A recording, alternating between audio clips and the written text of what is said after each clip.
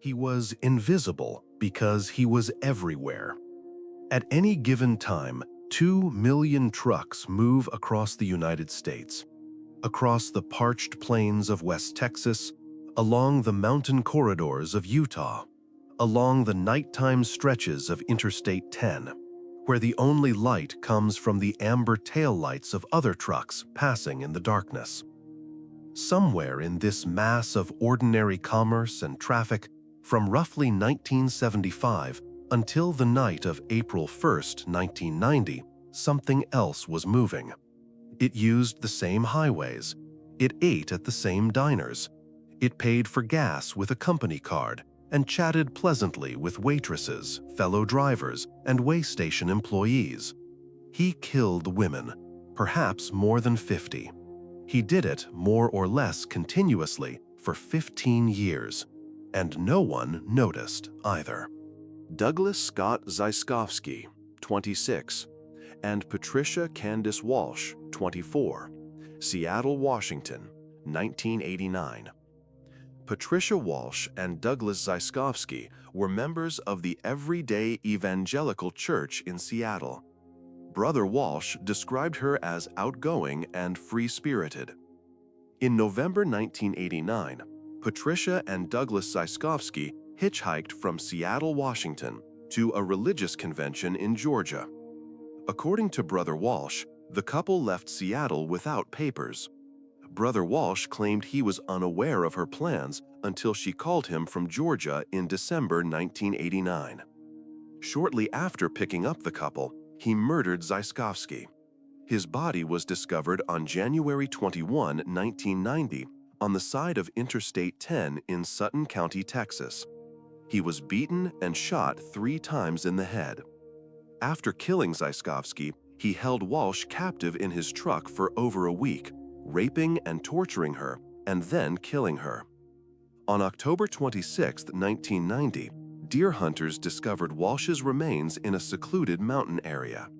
Walsh had been shot 4 times in the head and neck with a .22 caliber rifle.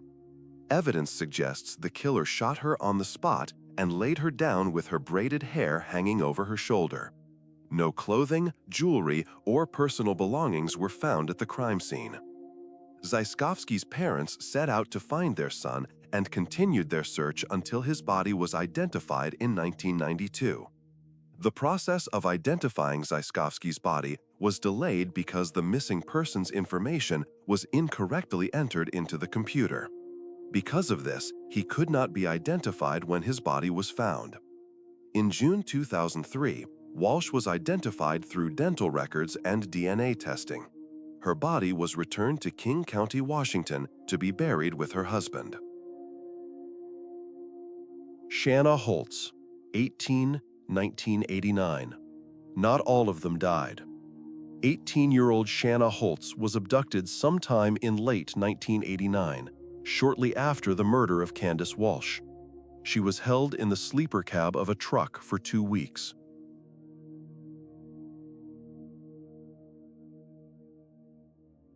She escaped. She found a phone. She called the police. She told them everything. When investigators found it and detained her, they asked her if she would file a police report. She looked at them, at the system that asked her to trust it, and said, as recorded in the case file, "I don't see the point in filing a report. It would simply be my word against his. If there was any evidence, I would file a report." She was 18 years old. She was held captive for 2 weeks. She experienced something most people cannot imagine. And her assessment of the situation, that she wouldn't be believed, that the case would fail, that a trial would cost her more than him, wasn't irrational. It was the result of a specific calculation, one for which women in her position had good grounds. Charges were not filed. He was released. He got back in his truck. He drove away. 3 months later, he picked up a 14-year-old girl and her 18-year-old boyfriend on a Texas highway. Regina K. Walters, 14, and Ricky Lee Jones, 18, Pasadena, Texas, 1990. Regina K. Walters was born on May 5, 1975, in Harris County, Texas, the eldest of 3 children. Those who knew her described her as bright, intelligent, and courageous. Walters ran away from her mother's home in Pasadena, Texas, on the night of February 3, 1990, along with her 18-year-old boyfriend, Ricky Jones. The young couple planned to hitchhike from Pasadena, Texas, to Mexico, where Jones had relatives. Walter's mother immediately filed a missing persons report when her daughter failed to return home. Jones's parents divorced in 1977. As a child, Jones and his siblings were removed from their home by foster care. Jones grew up in a boys' orphanage.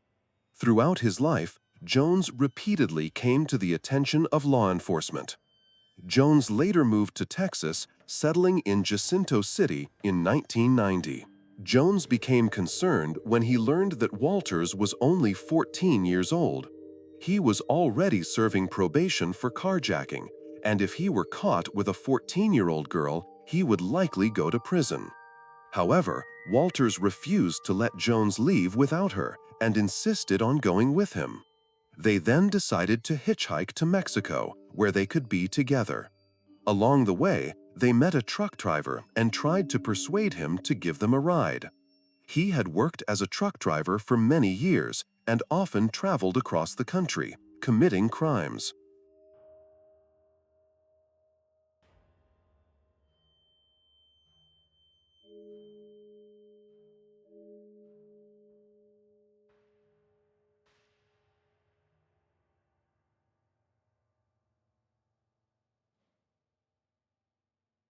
The driver shot and killed Jones shortly after picking up the couple and dumped the body in a deep ditch approximately 20 feet from Highway 59 in Lamar County, Mississippi.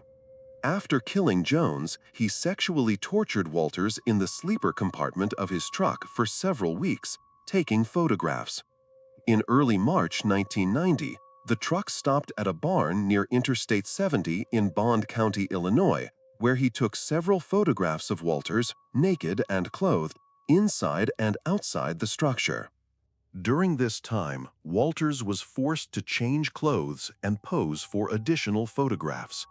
He then forced Walters into the loft of the barn.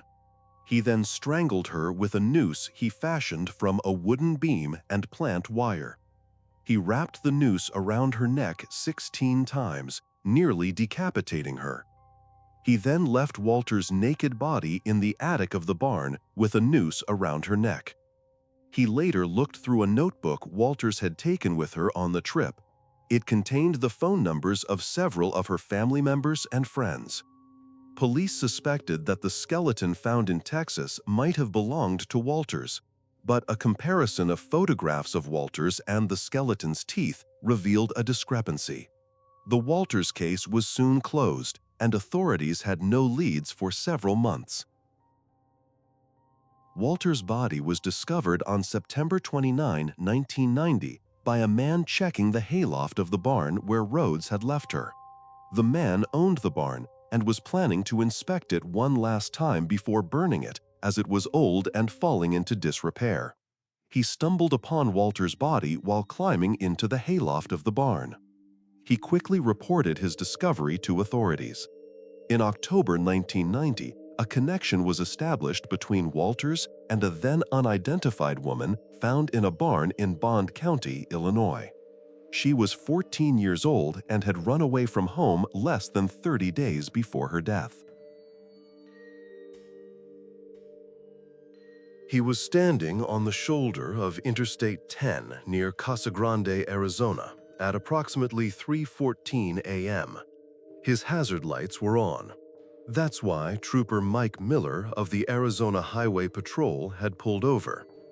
A car on the shoulder with its hazard lights on is a common occurrence on the road.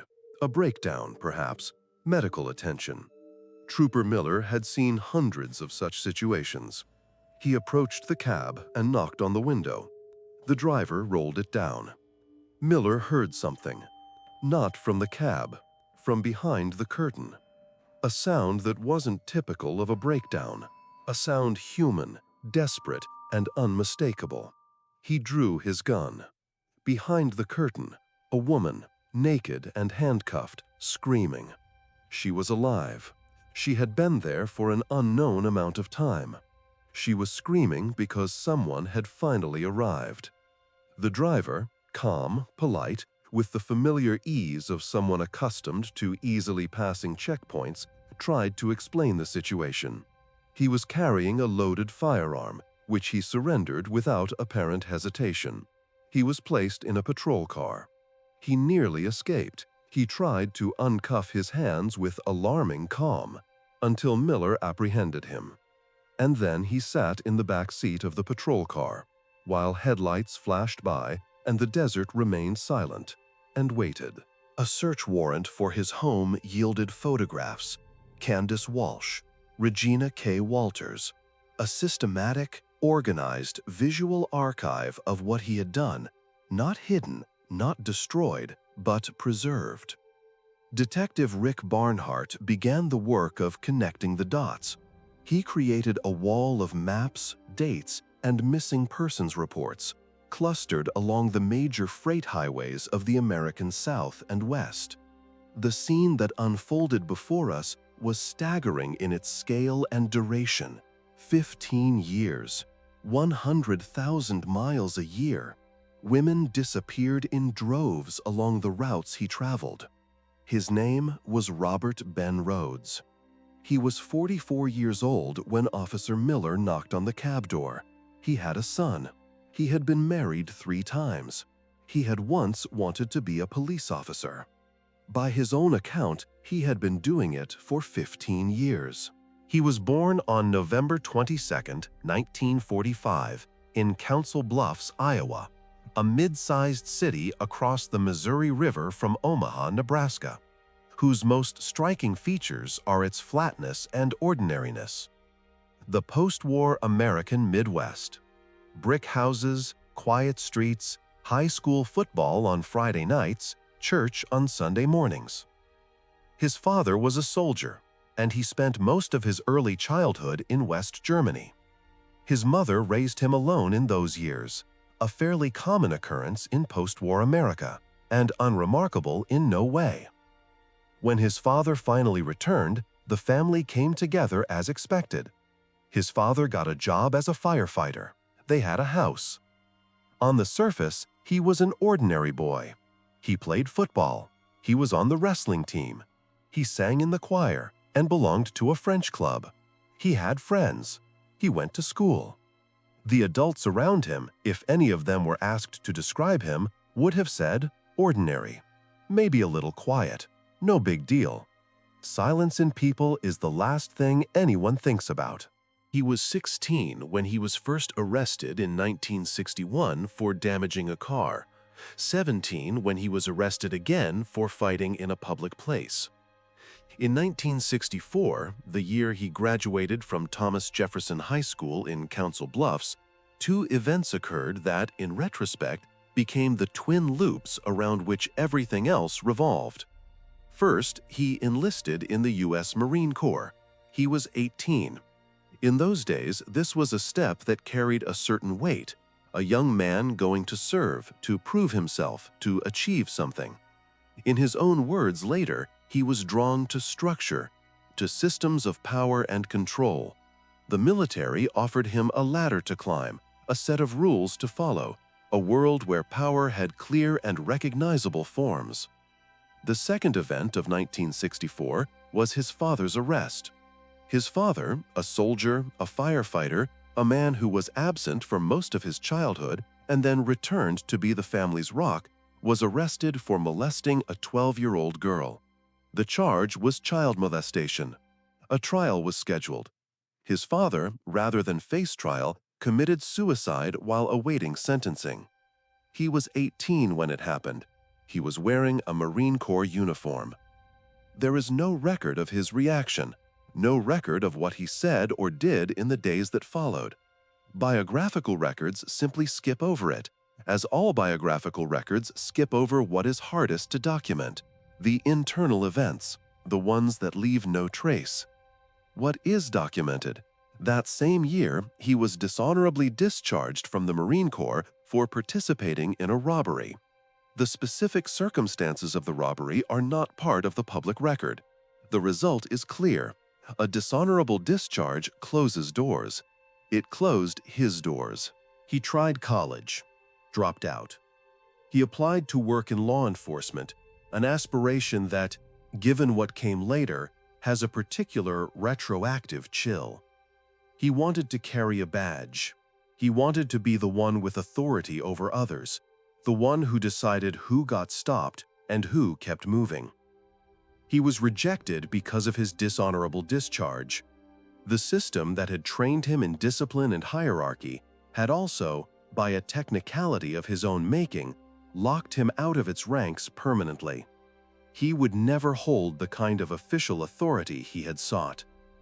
He found work in stores, supermarkets, warehouses, restaurants. He married, once, twice, 3 times. He had a son with his first wife. The marriages did not hold.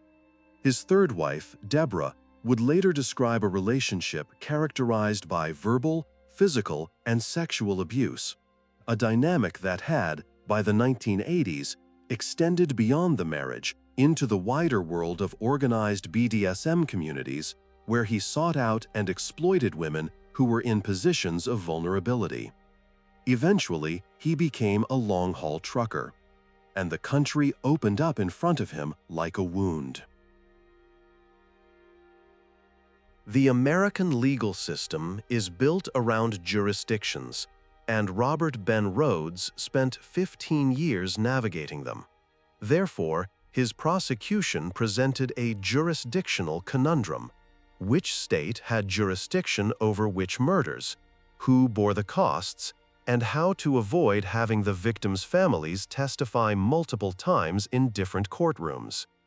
Ultimately, the answer was imperfect, as is often the case in such cases.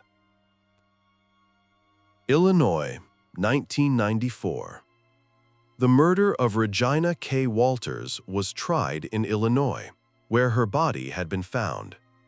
The case rested in part on the photographs recovered from his home. Photographs he had taken and kept, which proved his presence with the victim and documented the commission of the crimes. He was convicted of first-degree murder. The sentence was life in prison without the possibility of parole. He showed no visible reaction when the sentence was read. Observers noted that he had shown no visible reaction throughout the trial. His affect from arrest to sentencing was one of mild bureaucratic inconvenience, as though he were watching proceedings that concerned him only technically, in the way a parking ticket concerns a man who has decided not to pay it. Utah, 2005-2006.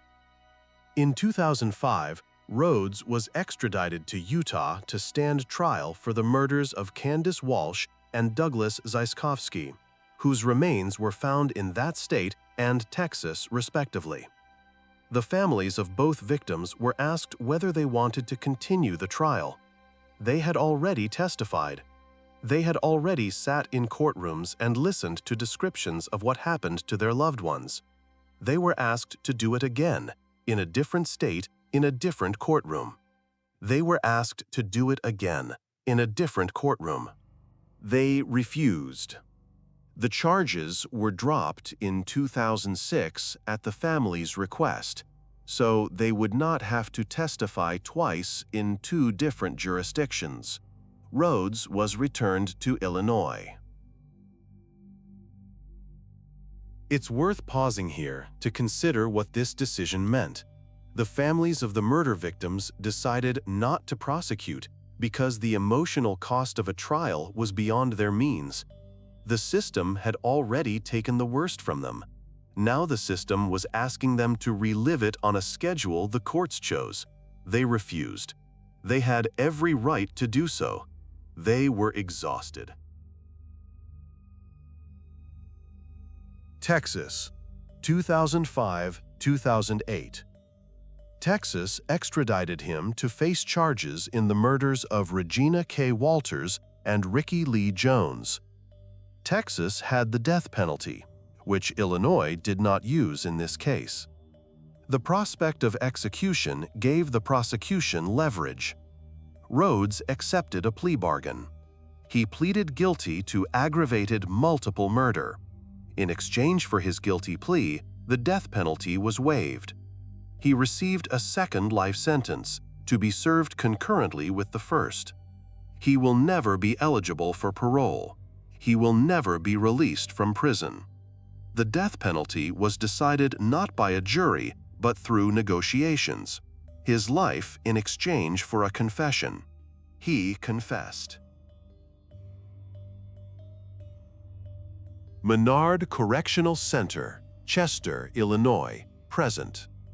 He is incarcerated at Menard Correctional Center, a maximum security prison in Chester, Illinois, on the banks of the Mississippi River. He was incarcerated there after his 1994 conviction and has remained there except for extradition for further proceedings. He was born in 1945.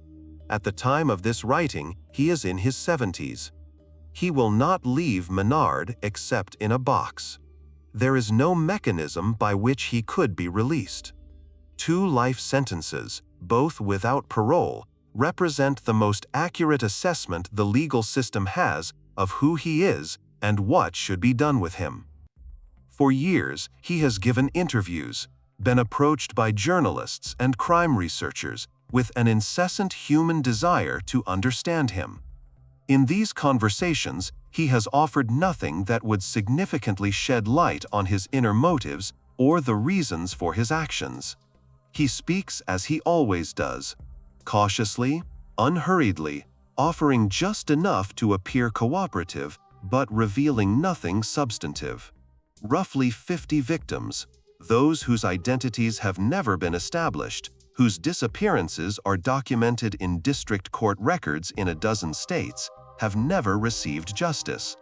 There was no trial for them, no verdict naming them. The legal system processed what it could prove and left the rest in the silence it always reserved for women who go missing on American highways without the necessary witnesses. Most of them are still waiting for someone to speak their names. Arizona Highway Patrol Trooper Mike Miller knocked on the cab door early in the morning of April 1, 1990, heading toward a broken-down truck. He had no prior information about the driver. He had no reason, other than the sound he'd heard, to do anything other than offer roadside assistance and drive on. He heard the sound. He drew his gun. He opened the curtain. He later said he didn't feel like a hero. He said he did what anyone would have done. That may be true, but it's also true that for 15 years, on thousands of miles of American highways, the curtain was closed and no one opened it. Not at way stations, not at truck stops. Not after Shayna Holtz escaped, called the police, gave a statement, and was silently disbelieved. Not after women disappeared in groups along the corridors he drove every week.